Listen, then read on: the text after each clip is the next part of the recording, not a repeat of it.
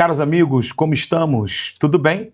Meu nome é José Cláudio Torres e vamos aqui iniciar um desafio que é conhecer o recolhimento de custas judiciais no âmbito do Estado do Rio de Janeiro. Então temos aqui um desafio, né, para me apresentando. Eu sou professor universitário há 19 anos, né, autor de magistério, eu tenho 33 anos de magistério, sou professor de processo civil, né, tenho um mestrado em Direito Processual pela UERJ, doutorando, né, pela UF, e sou do Tribunal de Justiça há 25 anos. Há 25 anos eu sou analista judiciário no TJ do Rio e lá no TJ tive a oportunidade de ser diretor, né, chefe de serviço, diretor depois da divisão de custas da Corregedoria Geral de Justiça, fui diretor do DEGAR, que é o Departamento de Gestão da Arrecadação, que é o Fundo Especial do TJ do Rio. Então, sou instrutor da ESAGE, Escola de Administração Judiciária do TJ do Rio, na parte também de custas de processo civil. Então, estou aqui para justamente tratar com os senhores um assunto que me é muito caro, e tenho certeza que é muito caro aos senhores, que é o recolhimento de custas, né?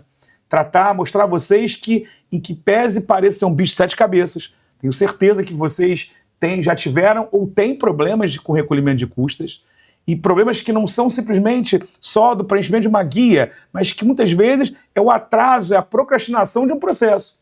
Porque muitas vezes você se vê diante de uma situação onde você faz um recolhimento, você acredita estar certo, e o cartório, né, que certifica, né, que faz o processamento, ele diz que você está errado e realmente e fica naquela polêmica, aquele dilema de quem está certo e quem está errado, enquanto isso o seu processo não anda, a sua tutela de urgência que você pleiteia, ela não é analisada. Quer dizer, então isso gera, né, ao longo desses anos eu pude perceber claramente, tenho certeza que você é advogado também, né, como, né, um deficiente conhecimento no tocante à incidência de custas gera, né, transtornos e entraves para que o seu processo possa tramitar regularmente. Então, nosso objetivo aqui é falar das custas processuais.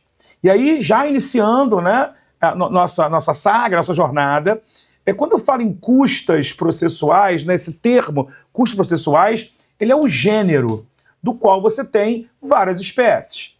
Então, se você olhar lá no material, você vai perceber que eu tenho como gêneros as custas judiciais, as custas extrajudiciais e a taxa judiciária. Vamos explicar um pouquinho de cada um deles. As custas judiciais são aquelas devidas pelo processamento do feito. Então, por exemplo, quando você requer uma citação por oficial de justiça, quando você requer uma citação postal, né, esse ato processual tem uma previsão de incidência de custas, certo? Quando você ajuiza uma ação, você tem um valor tabelado no qual se estabelece um valor específico para aquela ação. Por isso que muitas vezes você ajuiza uma ação pelo rito comum, vai ter um valor. Já uma ação de alimentos tem outro valor. Um divórcio consensual tem um valor X, um divórcio litigioso tem um valor Y. Então você vai perceber que esse valor de custas judiciais estão previstas na Lei 3.350 de 99. A Lei Estadual 3.350 de 99, Lei 3.350 de 99, vai trazer, né, as tabelas, as regras e as tabelas de custas judiciais. Então a gente vai, em vários momentos da aula, nós vamos especificar, falar um pouquinho sobre essa lei, falar sobre as diretrizes a respeito da incidência e do pagamento de custas e buscar, na prática, trazer alguns valores para os senhores, ok? Cuidado, porque essa tabela de custas judiciais, ela tem valores que são atualizados anualmente pela Corregedoria Geral de Justiça, agora, né, recentemente, por lei estadual, segundo a variação da taxa Selic. Ou seja, o que eu quero dizer para você é o seguinte, é que cada ano terá um valor de custas diferente. Cada ano você tem um valor específico, porque a cada ano há uma correção monetária estabelecida pela Corregedoria Geral de Justiça. Zé Cláudio, eu tenho que fazer essa conta? Não, fique tranquilo. Sempre no final de cada ano, a Corregedoria Geral de Justiça edita uma portaria que traz os valores para o exercício seguinte.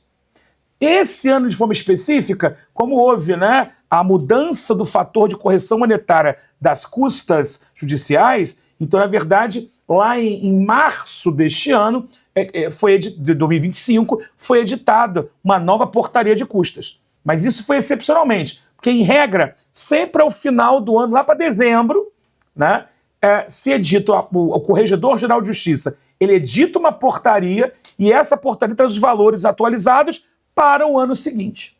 Ok? Então vamos lembrar, o valor das custas, ele realmente varia de um ano para o outro. Já há uma variação de correção monetária.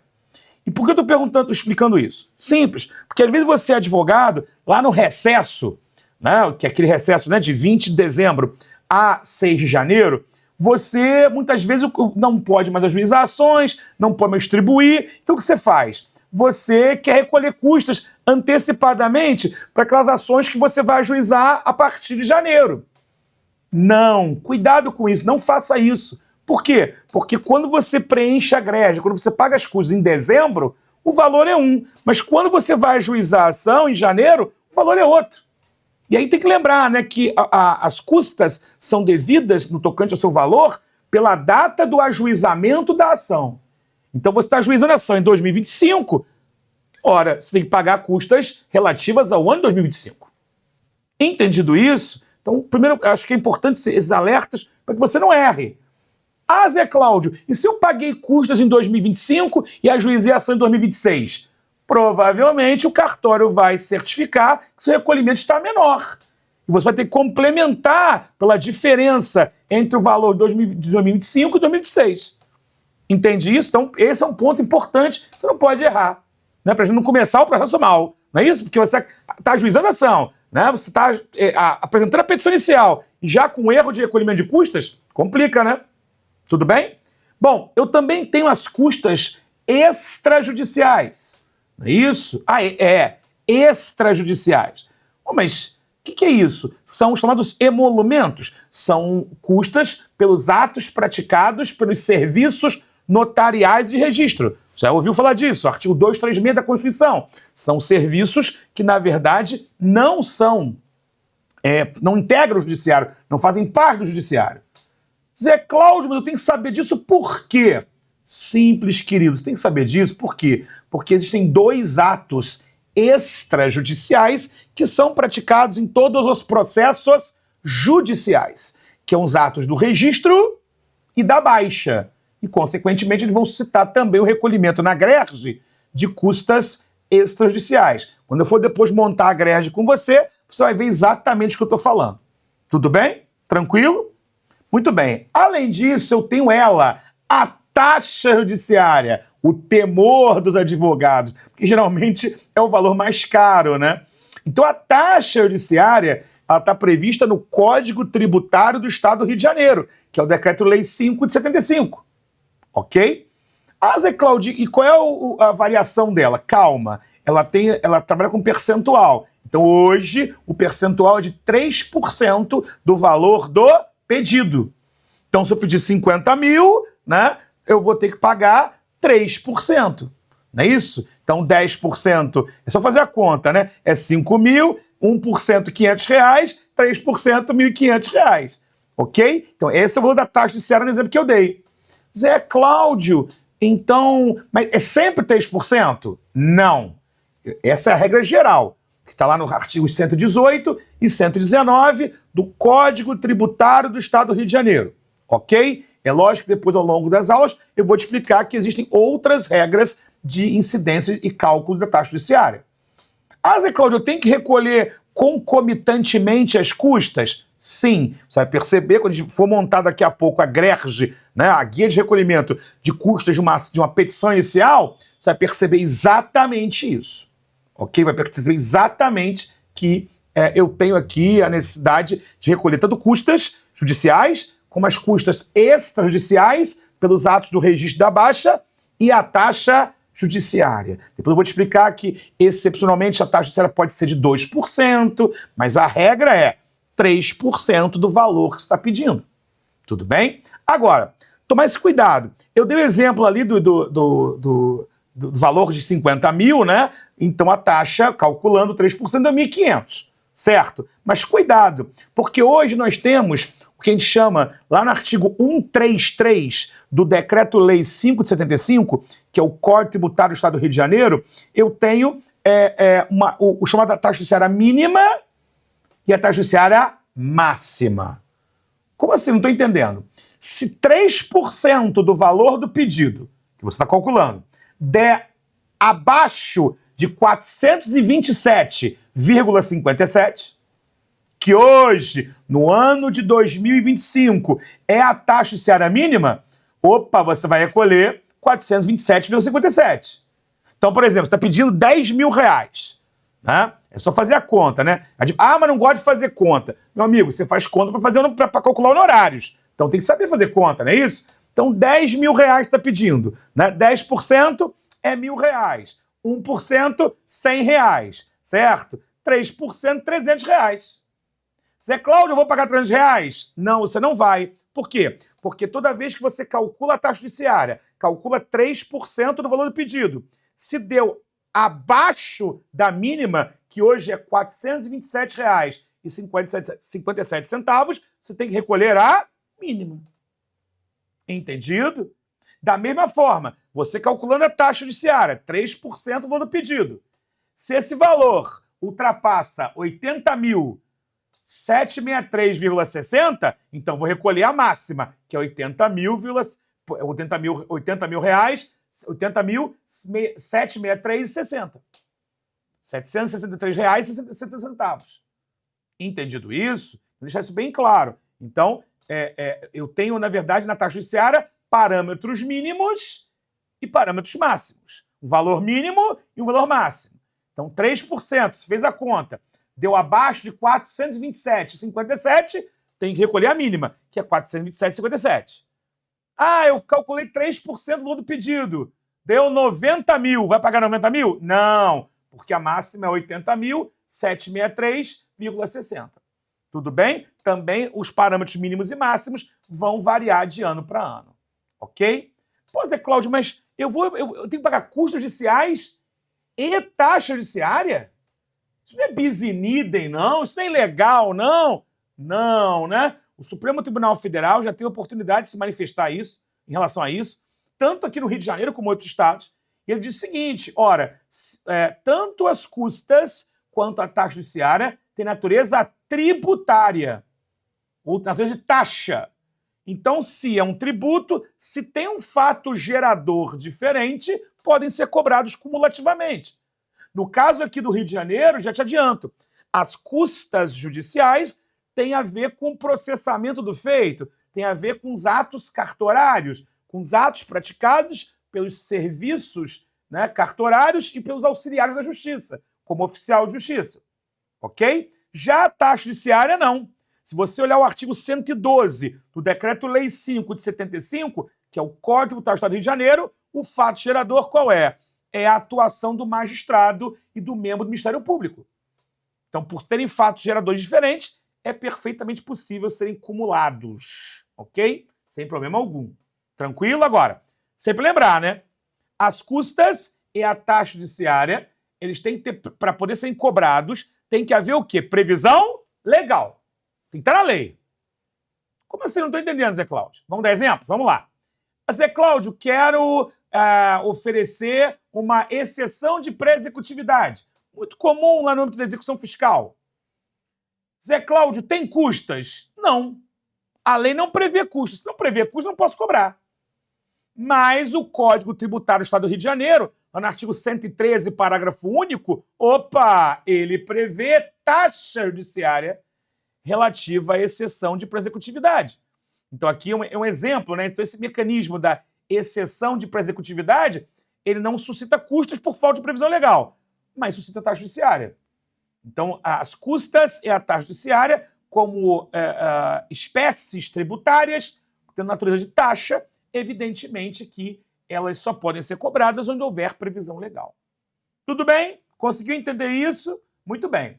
Zé Cláudio, é só isso? Não. E aí começa o mistério, né? Existem outros valores que também são pagos durante o processo. Então, por exemplo, eu tenho aqui publicação de atos. Quando eu quero fazer uma citação por edital, a publicação do edital ela é cobrada.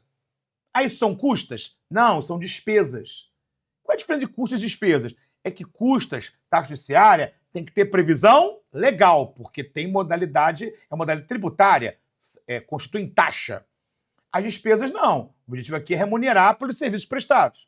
Então, o valor pago, né, para publicação de atos processuais, como o edital de citação, multas por litigância de má-fé, nada tem a ver com custas, não é isso? Honorários periciais é um outro exemplo. Ah, não tem nada a ver. Até porque o perito, você sabe que ele não é servidor público, ele não é servidor do TJ. O perito é um profissional da confiança do juiz, é um profissional privado. Ok? E aí começa o drama, né? Que são os acréscimos legais. Eu vou te mostrar depois numa grerge como esses acréscimos impactam a nossa vida. E por que impactam?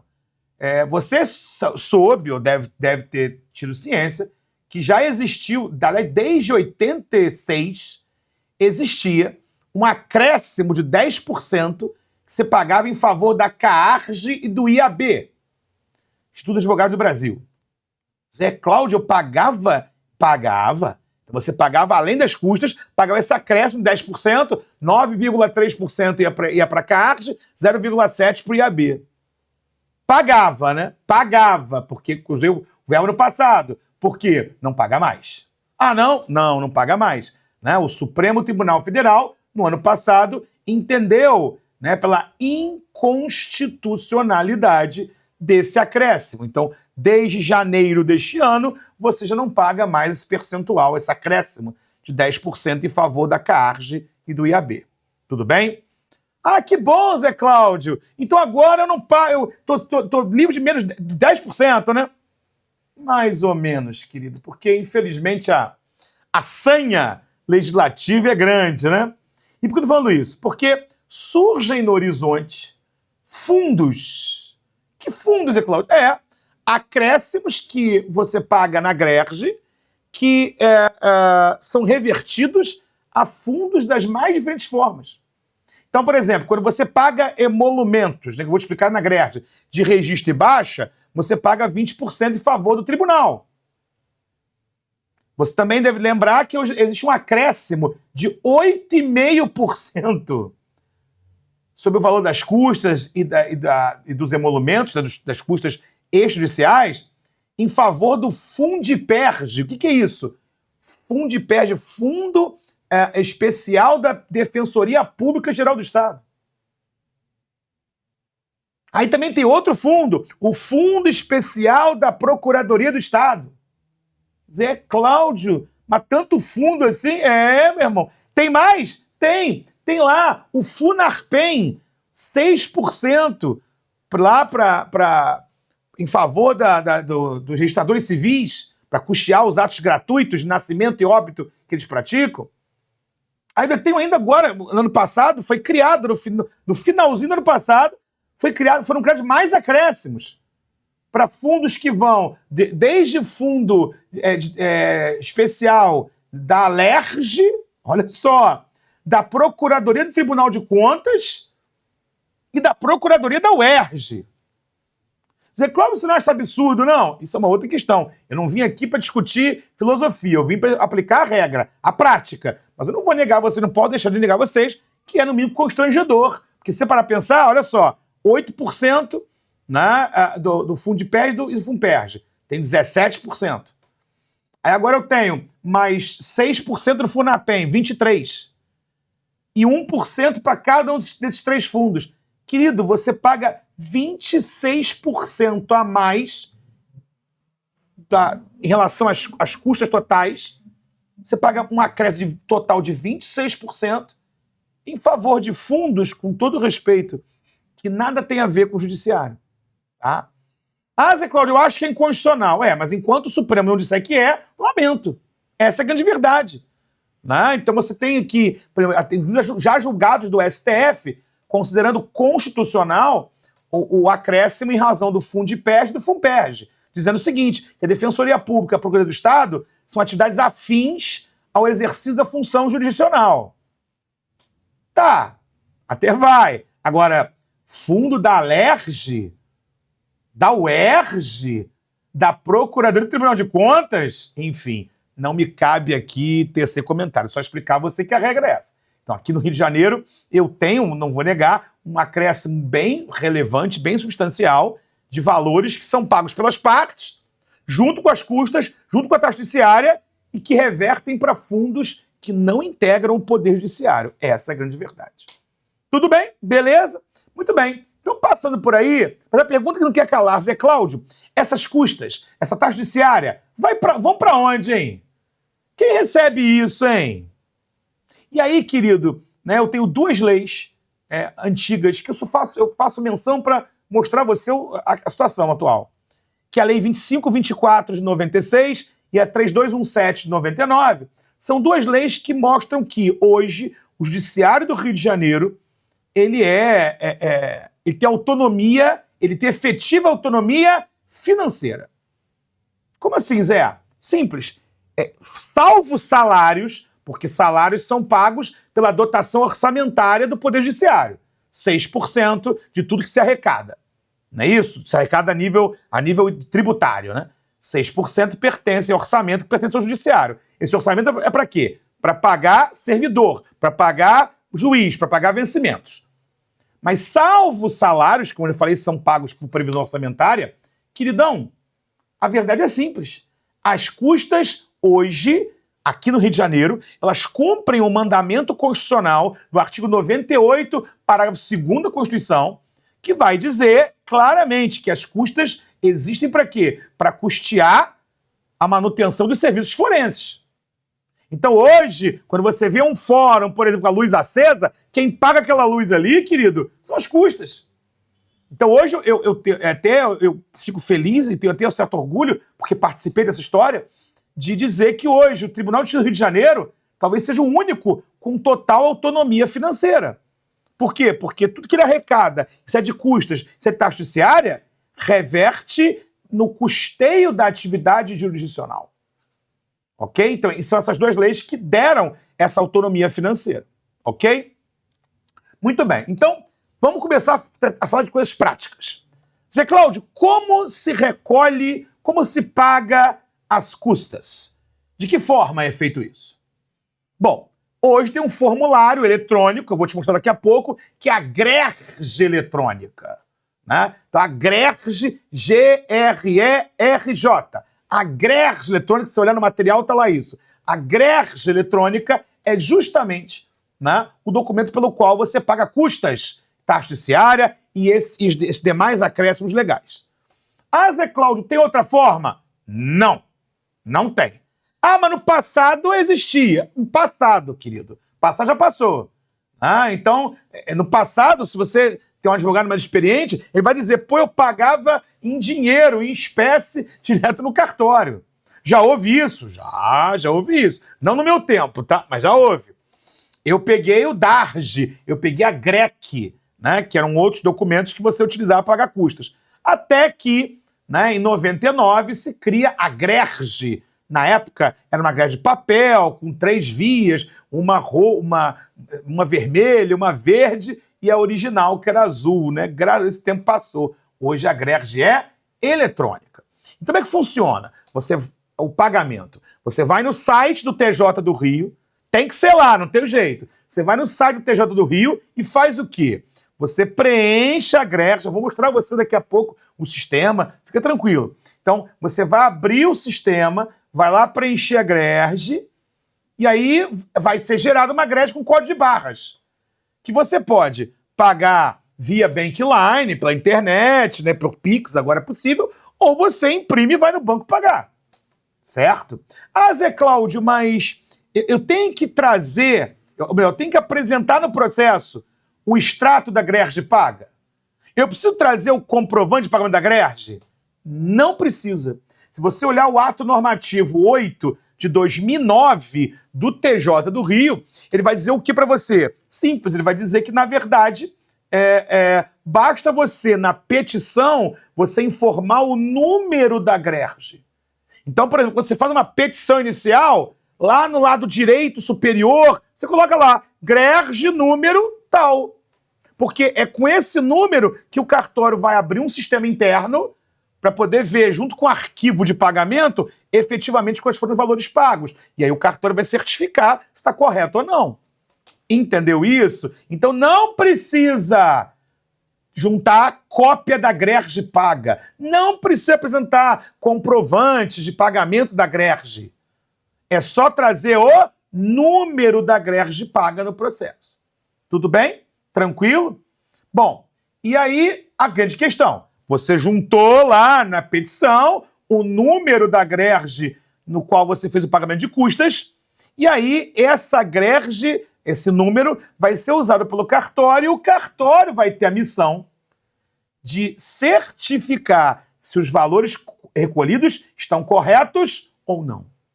Quem faz a conferência do recolhimento de custas são os serventuários, os servidores. Né, um artigo 140 do Código de Normas da Corregedoria Geral de Justiça, isso bem claro. Então, os cartórios, são os servidores que fazem isso. Pois é, Cláudio, mas poderia ter uma inteligência artificial, um sistema? Pois é, mas hoje não tem.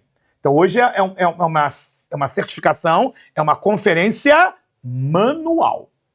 Essa é a questão. Tudo bem? E aí, mas o servidor é rigoroso com esse recolhimento, com essa certificação, ele fiscaliza efetivamente, ele tem que, até porque pela resolução do Conselho da Magistratura 15 de 99, ela diz que o servidor que deixa passar um recolhimento incorreto, ele incorre em responsabilidade funcional. Ele pode ser, inclusive, solidariamente responsável pelo pagamento do débito. Então, talvez isso você consiga entender por que há às vezes, um nervosismo muito grande, há uma pressão muito grande para que o servidor, lá, o técnico, o analista, né, lá do cartório, ele possa certificar corretamente se aquele valor está correto ou não. Tudo bem? E aí, pelo 140 do Código de Normas da Corregedoria Geral de Justiça, 3 coisas podem acontecer.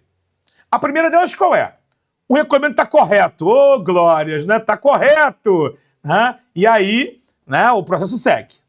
Mas, como eu digo para meus alunos, a vida não é brigadeiro, bolo e pizza, né, amigo? A vida é soufflé de chuchu, para quem gosta de malhar. A vida é burpee, a vida é crossfit, a vida é dura, né, colega? Por que eu tô falando isso? Porque pode acontecer no cartório certificar. Caramba, tem um erro. E aí ele vai certificar o equívoco, né? E aí o processo vai ficar parado, sobrestado, e você, advogado do autor, vai ser intimado para que corrija o recolhimento feito. Né? Ah, mas Cláudio, na certidão, o cartório tem que apontar qual é o erro? Lógico que tem. Né? Porque se ele está dizendo que está errado, tem que dizer por quê, né? Então a certidão vai dizer por que está errado, né? O que está faltando, e cabe a você, né, advogado, retificar a questão. Tudo bem? Entendeu isso? Ficou claro? Beleza? Muito bem. Então, a partir dessa mecânica, a gente vai começar agora a tratar de quem tem o ônus, quem tem a responsabilidade de pagar custas. E aí me parece claro, você que é advogado está me vendo, você que é estagiário está me vendo, você sabe que a regra é bem simples. O 82 do Código de Processo Civil, o artigo 19 da Lei Estadual 3.350 de 99, deixa claramente evidenciado que o ônus é de quem pede, ou seja, se eu estou ajuizando a petição inicial, cumpre ao autor, já na inicial, trazer lá o número da GRERG, né, no lado superior direito da petição inicial, trazer o número da GRERG no qual foi feito o recolhimento de custas relativo àquele processo. O ônus é meu? O ônus é seu. E aí, vamos lembrar, a regra é sempre o recolhimento feito de forma antecipada. Zé Cláudio, eu quero pedir uma citação por oficial de justiça. Parabéns, já faz o requerimento juntando a GRERG com o respectivo valor de custas. Zé, eu quero requerer uma intervenção de terceiros. Eu quero desconsiderar a personalidade da pessoa jurídica. Eu quero fazer um chamamento ao processo. Parabéns. Você vai ter que, ao fazer o requerimento, já trazer o número da GRERG no qual você fez o recolhimento de custas devidas. Ah, é? É, porque a regra são as custas antecipadas, ok? Mas se eu estou gritando que a regra, essa regra deve ter o quê? Exceções, não é isso? E não é uma só, não. Temos várias. Mas isso veremos na nossa próxima aula, ok? Um abraço e até a próxima.